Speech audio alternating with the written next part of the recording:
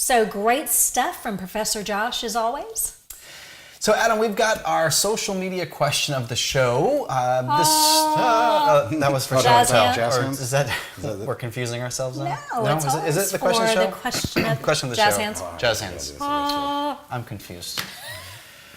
Today's question comes to us from Krista Joy of DisneyWays.com. And Krista asks, how many social media networks do I need to be on? Bess, what would you say? That whole word need. And I think a lot of times new bloggers especially are overwhelmed because so many are telling them you need to be on Facebook, you need to be on Twitter, you need to be on YouTube, you need to be this, and it becomes overwhelming when really you don't need to be on everything. We always follow the rule, you need to be where your audience is. And a great example of this is my blog, Florida Swim Network, that I do with my husband. So Florida Swim Network covers competitive swimming, and so a lot of our audience are teenagers that are still competing and swimming. And for a while they were all on Facebook, but as we know, many teenagers are not visiting Facebook quite as often, and now they've become early adapters to Instagram, and we actually see them growing on Twitter. So we actually changed our strategy to start adapting a lot more Instagram into our marketing campaign. So for us, our rule of thumb is go where your audience is. Where do they want to connect with you? And I would say, for me, I started out on everything because I heard, oh, you need to be everywhere. And I found that I was doing all of them very poorly. And I couldn't get a good strategy for any single one of them. So then I said, let's step back for a moment, and I wanted to just really focus on what's one or two that I could do really, really well, that I had a lot of passion behind. So I've talked a lot about Instagram. I love Instagram, so I do that quite a bit. And then slowly, you branch out into the other ones as your time, capacity, and creativity can commit, because it's time consuming to go on all of those different networks. But I will say that even if you're not on a certain social network, to always register your name, just so you have it just in case. Yeah. What do you think? All of them. No, I mean, seriously, because you don't know which one's going to end up being stronger than others. I mean, I'm Avitable everywhere you can imagine. I want to have that username so it's consistent. So, I mean, Pinterest, Vine, Twitter, Instagram, Plurk, LO, Facebook, Adult Friend Finder. All right, you named something I have no idea what it LinkedIn, is. LinkedIn, Plurk? That was before Twitter. You knew what I was asking. Yeah, what is that? That was before Twitter. And I had an account on there, it died out. But does it still Plurk and Twitter started at the same time. And so you didn't know which one, so I had both. So what did you do on Plurk? Same thing as Twitter, it just wasn't as you user-friendly. Plurked instead of tweeted? I think. Too bad for those Plurk Great people. name. I love that name. I like the name better than Twitter. Yeah, so I think anytime an account comes, like I have, like I said, LO, the new one that's out there, I have that one. I would say everything you possibly can. You didn't hear the other one I said because you were thinking about Plurk. You heard it. Let me ask Wait, was it PG rated? Kind of. Yeah. I want to know everyone's opinion on Facebook. Is it worth investing time in Facebook? Yes. Yeah, it is. I think you have to. For me, for comedy, I mean, my comedy page, when I put graphics up there with my material, it gets shared, it gets likes, and I don't actually have to do too much work with it. If one person likes it, if it's good content, it'll get shared. That's really the important thing. If it's crappy content, it's not going to get shared. But it gets shared, it gets pulled out of there. I've had people take it from my page. It's gone on the Chive, it's gone on Reddit, places like that too, which are good. For Florida Swim Network, it's still the #1 driver to our website.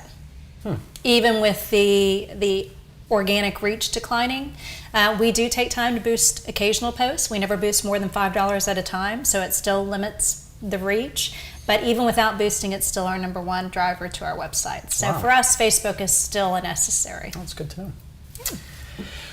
So we'd love to hear your thoughts on today's topic. What do you think about how many social networks you need to be on? You can send them to us via Twitter at Blog Talk TV. Make sure you let us know. And if you've got a question that you would like for us to answer on the show, just send us an email address to bess@flblogcon.com and include your social media profiles, and we'll give you a shout out. Yeah, definitely. All right, so we're going to wrap up with Show and Tell, where we highlight our favorite tweets, blogs, apps, tech gear, and more. And if you have something that you would like us to check out and see, one of your favorite posts that you wrote, you can email that to us too, or you send us a note on Twitter. So Bess, what do you have for us? I have, which is just a genius of an idea.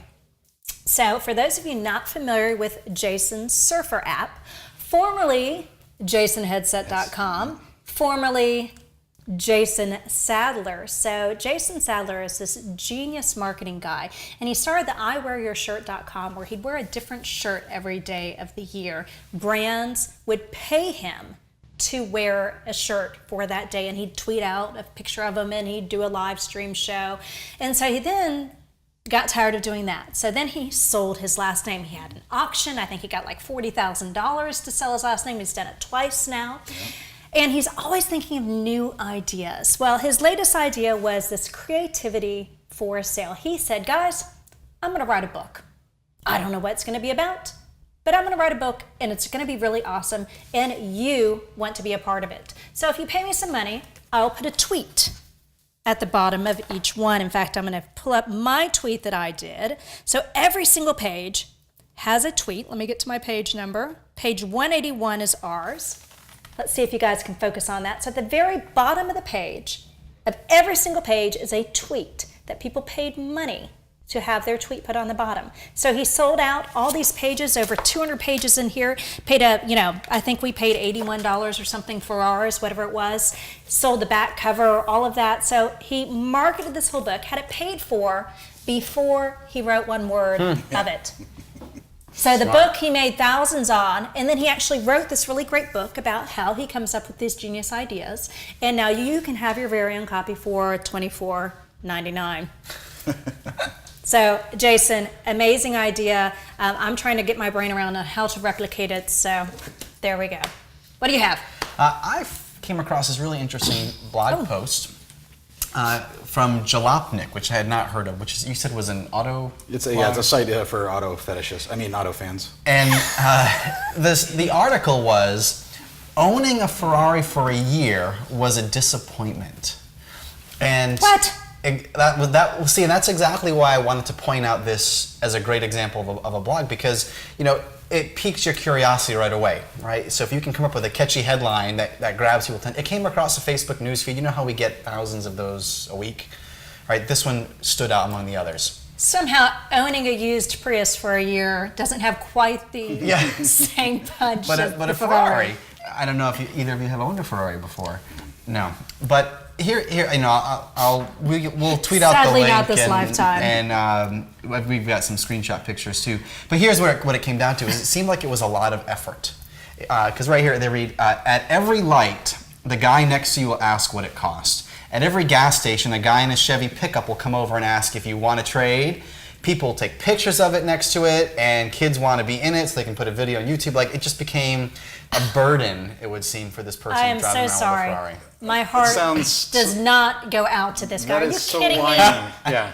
Who is it that wrote this? I won't say his name, but are you kidding me? Yeah, Doug. That sounds whiny. I think honestly, it's like if you're famous or something and someone wants to take pictures with you, they're just God, so not much effort. another person asking me how many thousands I paid for my Ferrari. Then there's the issue of actually driving it. A lot of car enthusiasts make fun of Ferrari owners, since the typical car owner covers only 2 to 3 miles a year. In the last year, they put over 5,000, and I found it difficult for mileage. So anyway, what do you got for us? I just have my book. Love it. Which is Interviews with Dead Celebrities. It's on Amazon right now, and there'll be a sequel coming out at some point. But it has all content, some on the site, but some all brand new. I also I'm going to be working on adapting that to a TV show, a screenplay. That's something I didn't tell you guys. Yeah, so that'll be something to keep an eye out on Avitable.com for. All right. So where can we find you online? Avitable.com or @Avitable on every social media in existence. All right. And you can find me at OrlandoWaterhole.com. Download the show on iTunes. Tell your friends. And you can find me at gottagetblogging.com, or you can connect with me on Twitter at Bess_hour. So that wraps it up for this week. We're out of time. Thanks, everybody.